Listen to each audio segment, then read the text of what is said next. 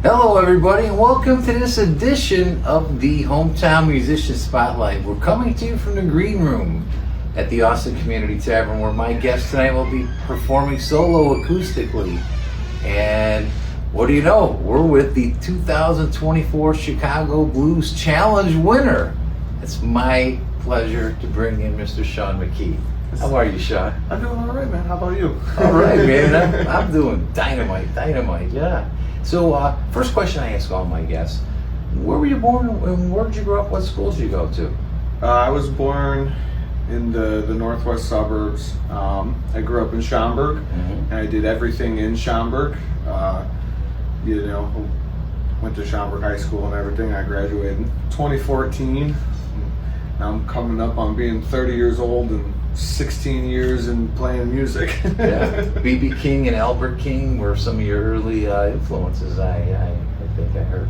Yeah, definitely. I mean, I would always say that those guys all are influential to me through transitive property. I always say my most influential people were people that I was 10 feet away from. Those guys always had the biggest influence on my playing. So when I was real young, I was Anthony Gomes, and then when I got older, it was Nick Moss, and then he recommended I go take lessons from his brother Joe Moss, and those guys were the ones who influenced me the most. And now I even say my most influential player in my life is the guitar player in my band, Drew Diastis, and it's because we're right there with each other. And so it's very hard for me to hear B.B. King and Albert King and go, I get that, or I relate to that, or that inspires me to do this, because it's almost like a dessert that I enjoy. It's like I'm not thinking about the process in which BB took to get to his end result. I'm just enjoying the end result. Whereas when I'm with the other musicians I'm close with, it's like standing in the kitchen with all the other cooks trying to put something together, and you get to see that. So you toured with Joe Moss, so did, with the tour, that's even more intense than being based at home, I would imagine. That is totally subjective. I would say it depends on who you're with and how many shows you're playing, because really the intimacy is not going to come from, everyone thinks you're on the road and it's just a bunch of guys trapped in a van, and there's some truth to that, but there was, when I was out on the road with Joe, there was a lot of downtime, and a lot of time to go and kind of do your own stuff. So I don't know that I would say that, but yeah. Anthony Gomes, you were 13 when you first went on the stage with him, or very young age? Yeah, 14 I think the official age was. But yes, he called me up. He knew I played. Didn't know how well I played. I didn't know how well I played until I got up there and found out I didn't actually really know what I was doing, but grateful for the opportunity. And Anthony, third base coached me right into where it needed to be to have fun. And I think that's, if you want to talk about being blessed, go around to when you're 14, go around to everyone else who's 14 and ask them what they want to do for the rest of their life. And most of them couldn't even tell you, and some of them that I know to this day couldn't tell you now what they want to do. And so knowing this whole time is a huge benefit. Very blessed for that. And I forgot to give us our microphones. Oh yeah, we should have. Yeah, but thank God I remembered. So being in this Chicago scene, do you think it was more the venue or the artist that not helped shape you, but what do you, between the artist and the venue, which had more impact? I would say probably the artist, because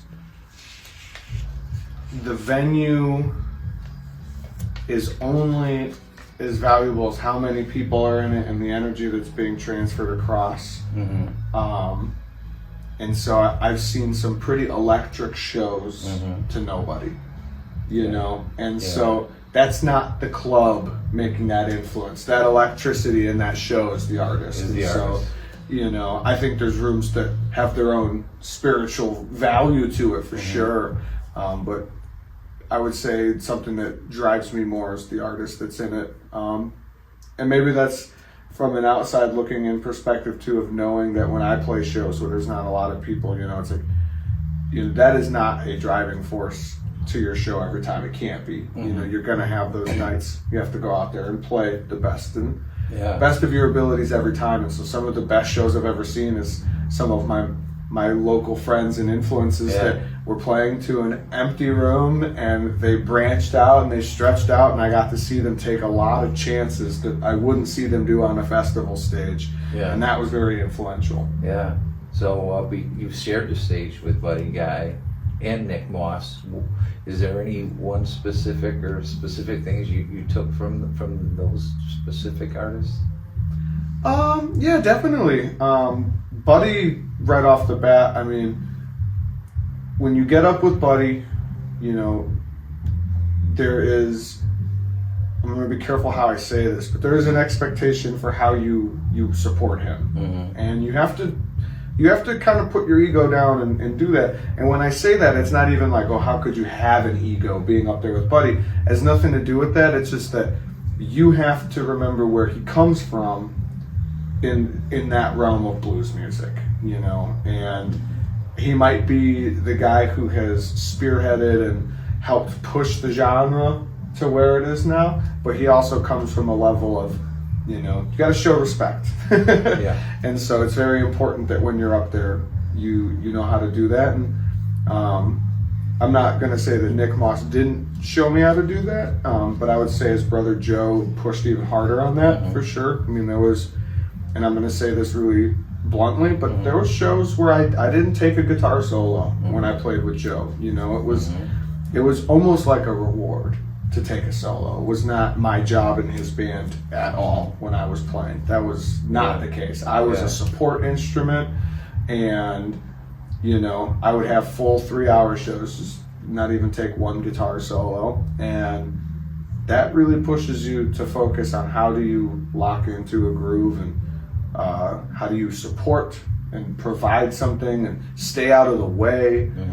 These are all things that are really important to take away. And when you get up with someone like Buddy, it tests you. If you learned any of that over the years. I watched a special about Buddy Guy, and he was one of the first guys to kind of emulate Lightning Hopkins with the stand-up style. But anyway, when you what would be the biggest? Well, you know what? Let me back up one question. You mentioned festivals.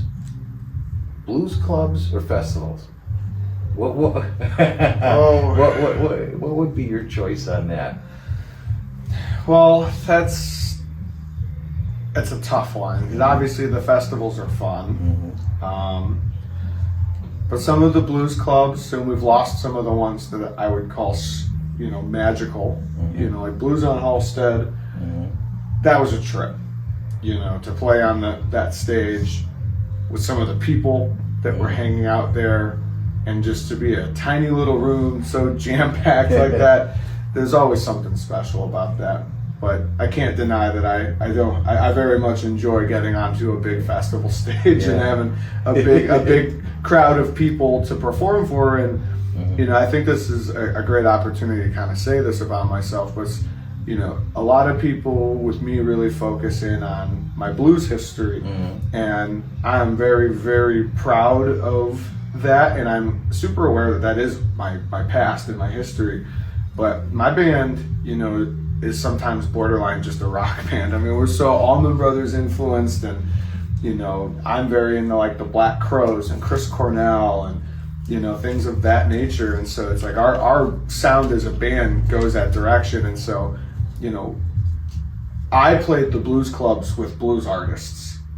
I play any club with my band, so some of the blues clubs are just so magical, but it's almost like, not to diss my band, but to play them with my band wouldn't be as magical, because they're not true like blues guys. It's not their forte. I'm the blues guy in the group in that sense. They're all, got their own thing. They all have their own thing, actually, which is I think what makes it fun for us to play together.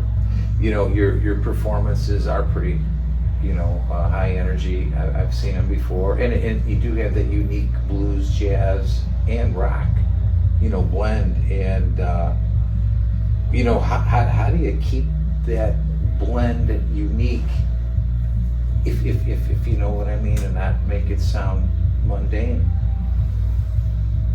Well, I don't know that I am doing anything special to do that. I think I'm just lucky, but maybe it's my outlook on things. Mm-hmm. I've always tried to have the mentality that it's very depressing when you acknowledge that there will be no new original thoughts. Yes. I mean, that just about anything I could think of doing, someone has thought before me. Mm-hmm. And with the high exposure to music, I mean, I've Mm-hmm. listened and bopped my head to plenty of 90s gangster rap or modern day hip hop. Like, it's not like I'm never heard any of that stuff or enjoyed it or and I think the best thing that you can be is the best melting pot. Mm-hmm. How well can you melt down your influences to make one thing?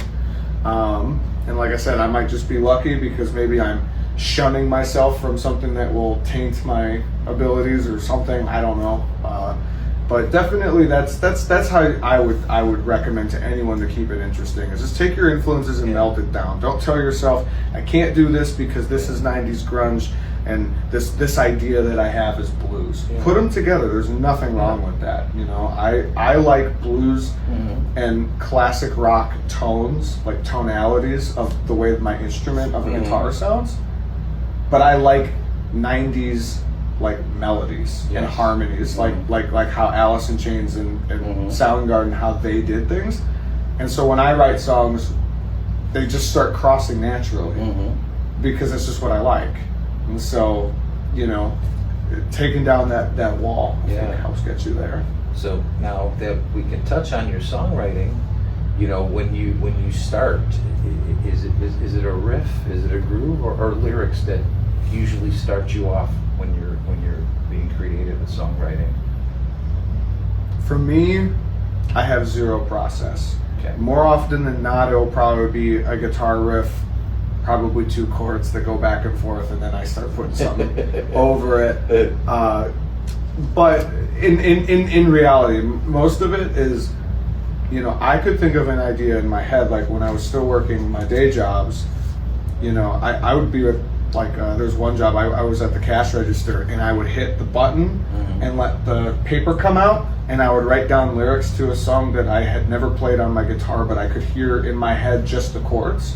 And I would write them down, and then I would take, I still have them, I have a folder in my room of a stack of receipt paper from working at the Dollar Tree, because that's how I would do it. And same with Wendy's. When I worked at Wendy's, it was napkins. When I was in school, it was notebooks. And so I have this collection of lyrics, but they don't come first or before anything, like in a pattern. Like it's just I hear it or I don't hear it. And sometimes I have an idea that lasts for 10 years and goes nowhere, and sometimes I write a whole song in 20 minutes. Do you have a favorite song that you've written?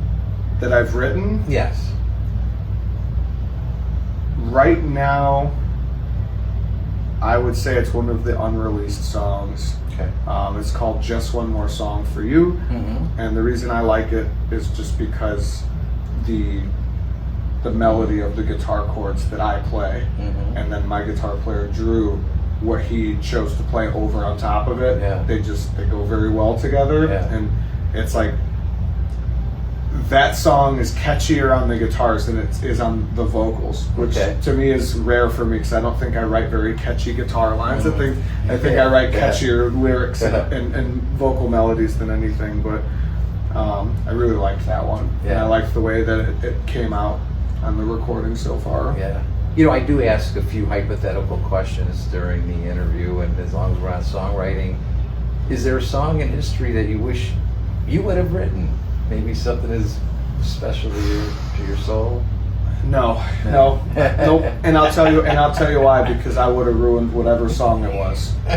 Whatever it was that I liked, it needed to be done by them because I would have ruined it. And for the guitar people out there, I'm not a musician myself. What's your favorite? What guitar has your fancy right now? You got any new stuff you're messing around with, or anything you bought recently, or anything? And by the way, before you answer that, the guitar you have out there, let's talk about that first. The guitar, by the way, he's playing out here live tonight, as we said. Guitar I've seen laying out there, that looks like it's seen a few miles, and it looks rustic. Can you tell us about that? Yeah, so that I bought a few years ago at a music store up in Fox River Grove. It's one of the few times I've ever swiped a credit card and never thought about how much it cost. But it's a 1937 Gibson L30. So it's no wonder. It's coming up on 100 years old, and it was one of those things where it's not an incredibly sought after guitar, so its price was very reasonable. Yeah. But what made it appeal to me, I'm a very heavy player, and I ruin things. I ding things, I dent things, I break things. It is a curse of me being whatever I am. And someone had already re-glued the neck on, they refretted it, and they put new tuners on it. And so all I had to do was put the pickup in it, and it was well under market value after having all that work done. Yeah. And I think that was partly because it wasn't original. Yeah. But I picked it up and said, it's ready to go on stage. Yes. You know, this isn't a collector edition. Yeah, you know, this is a player's it's guitar. The Westminster Guitar Show. Let's just play it. And it's actually really funny because when I was playing it, you know, it was only $1,200, but when I say only, I also know $1,200 is still $1,200, and I certainly didn't have it in cash. Yeah. And I am like trying to talk myself out of buying it. So I'm playing the guitar in the acoustic room, and I'm like, I'm gonna play it in the drum room, and so I'm like going all over the store, and finally I go up to the guy and I go, will you stand outside with me on the sidewalk? And he goes, what? And I go, I want to play it outside. I'm like, I want to make sure that I'm not just hearing it echo off of all the other instruments in here. I want to stand outside, and if I play it outside and it sounds as nice outside, you know, I think I want it. Yeah. He's like, okay, so we stood on the sidewalk as I played the guitar. Oh, that's funny. And I went back in, and then I was like, okay, we'll call it a deal. And then I swiped a credit card, and I've had it for the last, I think, 3 or 4 years now. It's my only real acoustic that I have to play. I'll tell you, when I walked past it, it stopped me in my tracks. It really did. There's just something about that. Another hypothetical question, back to the hypothetical questions. If you had your druthers, if you could jam with any 3 other musicians, and it's tough to pick and maybe 3 is too many, but what would be a dream quartet for you, dead or alive, I might add? You know, I got asked this a couple weeks ago in another interview, and I jokingly was like, the right answer is, my band. And yes. I love that answer. And then I said... The Jason McKee band, by the way. Sean McKee. Sean McKee. Sorry, JSP, football player. I got sports, I'm sorry. My parents wanted, they were going to name me Jason, so you're not far off. Football player, I'm so sorry. Well, I think that's what my dad was hoping maybe I would do, but... But I said the Derek Trucks band of like the circa 2000s when Kofi and Otel Burbridge were both a part of it. Yeah. You know, I thought about it more after that interview. Now that you asked, yeah, I would say the band members almost don't matter to me as much. But if you put me up there with Derek Trucks and Warren Haynes, I could just play rhythm guitar. I wouldn't even want to take a guitar solo. I would just backing them up would be enough for me to get my rocks off for sure. I'm gonna mix a real life one in before the next hypothetical one, but. Do you have a craziest on-stage moment, maybe involving the crowd or anything that really is like? I have some. I have some. You know, I have multiple people leaving in ambulance stories, which is crazy. Yeah. But one of the funny ones I would say is we used to play this bar, and I won't say what bar it was. There's this bar, real dive, but they wanted music. And so we'd play to nobody every time we were there. It was like a rite of passage. I had 3 different like kind of variations of my band go through this club. And it was like a notorious like MC hangout for a to not be named motorcycle club. Yes. And one night a guy's in there, he's wearing a support club shirt, and he starts a fight with someone at the end of the bar, and they start brawling. And now, mind you, we're playing to the room that is empty. So we're like, here's the stage. There's an empty ballroom worth of space, and then through some double doors on the other side, there's this bar, and he's there fighting, and we're just up there like watching it. We kind of can't believe it. It's all happening, and then we take a break, and my guitar player looks over and he goes, "Why didn't we play One Way Out by the Allman Brothers?" And we have since then said, if a fight ever breaks out again, that's the song. We have to jump right into it, and we all know it. And thankfully, there has not been any brawls at our shows in the last few years, but we all are ready for it, that we will play that song, and we'll make an example of you for fighting. Yeah. Well, we got two more questions, one more hypothetical. The other hypothetical question: if there was one room in the world, whether that room still exists or not, or shed or arena anywhere, is there on the earth that you have not yet played in? Is there a dream venue for you? Yeah, definitely Chicago Theater all the way. Okay. I've seen multiple shows there. Yeah. I've some of my bigger heroes there. I've seen both Derek Trucks and Joe Bonamassa there. Mm-hmm. I would like to go there. It's more so than anything. That will be a am I here moment. Yeah. Did I make it? Because you can't just get into playing. Yeah. Like even if you open for a big band like that at that level, yeah, you must be doing something pretty okay. Mm-hmm. And to me that's like it is a flag. It's a flag mark of you've made it, but also not many people get to do that. Yeah. You could be a very accomplished musician and never set foot on stages like the Chicago Theater. You know? So, and I wouldn't even care if it was half empty. Just to be in there. You could sell just the first 10 rows. Yeah. And I'd still be okay. Even if it was the motorcycle club in the back, just them. You know what? I would still do it. I would play the Chicago Theater to an absolutely empty room. Yeah. Yeah, if someone just let the band go in there and just jam for an hour, I would still do it. Yeah. So for the people who have not yet seen this, will be our last question before we get to your the platforms, etc. But when somebody comes to see a Sean McKee band show, what are they going to feel when they leave? What does your band exude? Well, that's tough for me to say because I don't have a whole lot of Yelp reviews. Let's get some more reviews on Sean. Look him up. What they feel. But people genuinely seem to be more surprised than anything. Okay. I get a lot of your singing voice doesn't match your face. I get a lot of that.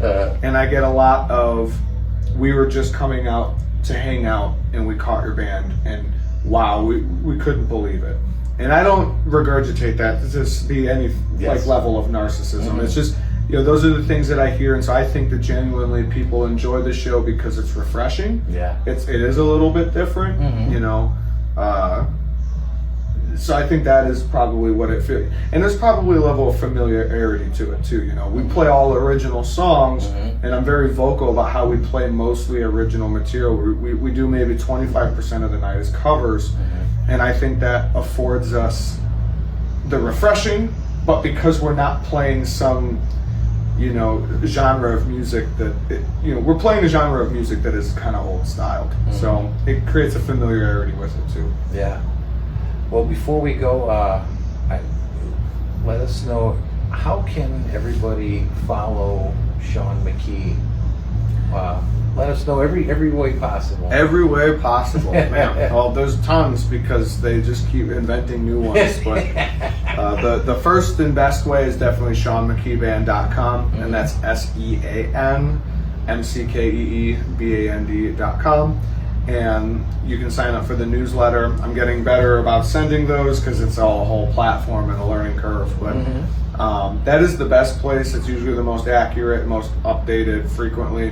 And then Sean McKee Band at any of the social medias, Facebook, Instagram. I even reluctantly have a TikTok now. We are Sean McKee TV on YouTube. And that's only because we do have our own podcast series we recently started.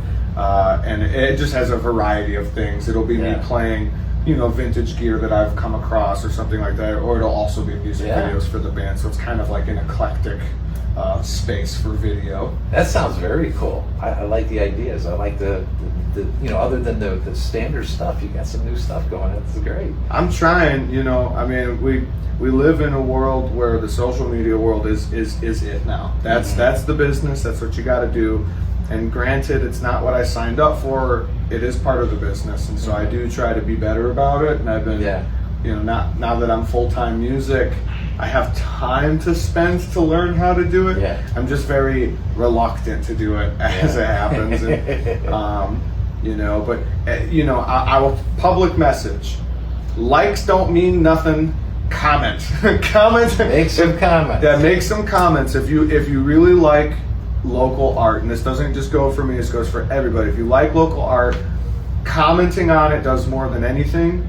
Sharing it helps, but commenting on it helps because it tells the algorithm that it's engaging content.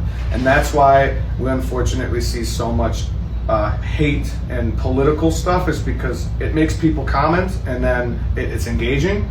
And even though it's the opposite of what we would like, you know, but that's why that's the main thing that most of us see. And so if you really want to help a local artist, more than just liking it, comment, and it can even be generic comments like sounds great or a thumbs up.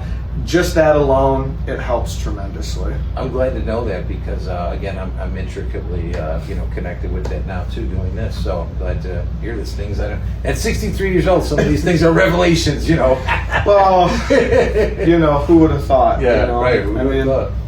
Because you know, Facebook was really just launching off when I was in high school, and so like I've pretty much been on the grid since the beginning. I remember when it was all farmland too, and but back then it was likes. So things have changed, and so that's what we have to keep up as an industry is acknowledging the things that change, and also you know, shorter form content too. You know, being able to provide new content that maybe has some similar sounds. Like it's important for people to hear your music. And so you almost, it's like you take a 30-second clip of your song, and then you kind of keep giving it out there. It's stuff that I notice on TikTok. You know, you go through TikTok and you'll find a music profile, and they'll have 7 videos of different scenes or backgrounds, but you hear the same chorus of the song, and so it keeps the chorus fresh in your mind because while you're consuming new content, you're also consuming the content they want you to buy. It's like subliminal. And repetition helps that. Exactly. And I've always said, you know, that's why sometimes like a groove can be even more contagious than a catchy like hook or like a melody. You know, because not everybody's going to remember all the lyrics, you know, but some people just might remember a bass line and it repeats. You know, maybe that's why those rap artists stole stuff from like Foreigner and all these other people, just that groove that they would put in that underbeat. I definitely could attest to listening to some hip hop and rap and not listening to the lyrics at all and just sitting there in a mantra. But I do like the lyrics too. Though. I do like the lyrics too. Big on lyrics. So, but anyways.